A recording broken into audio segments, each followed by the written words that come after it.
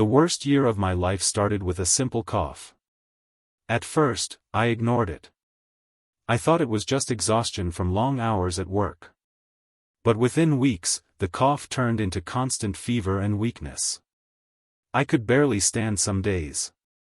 Doctors ran tests. Then came the diagnosis.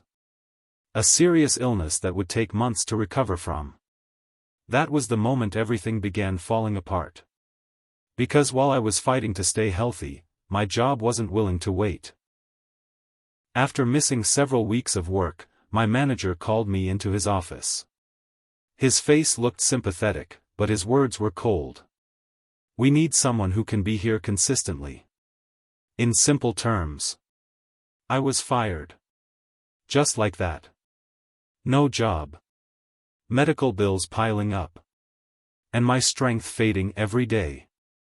I thought at least my wife would stand beside me through it. But I was wrong.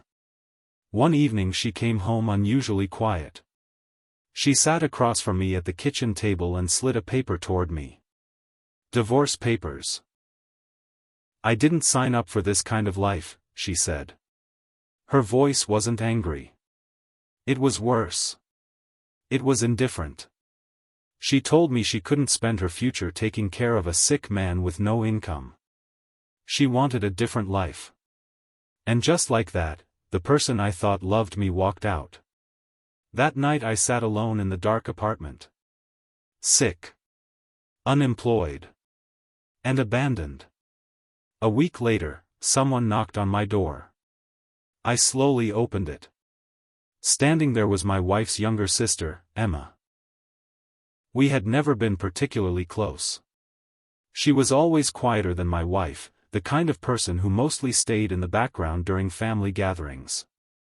She looked at me carefully, noticing how weak I had become. "I heard what happened," she said softly. I tried to smile. "Yeah, life happens."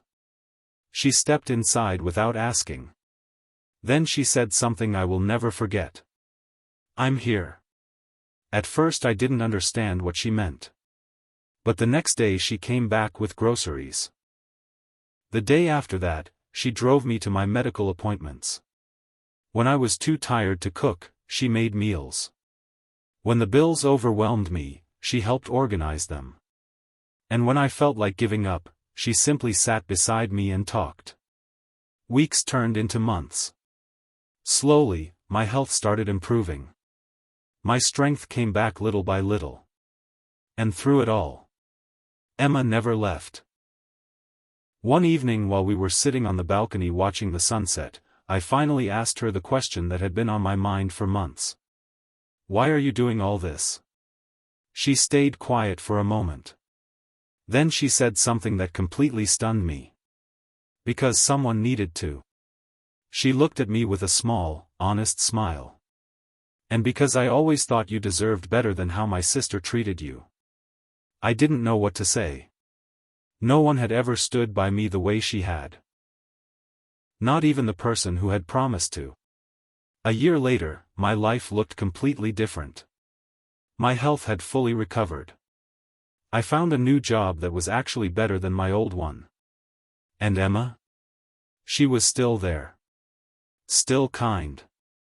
Still supportive. But something between us had changed.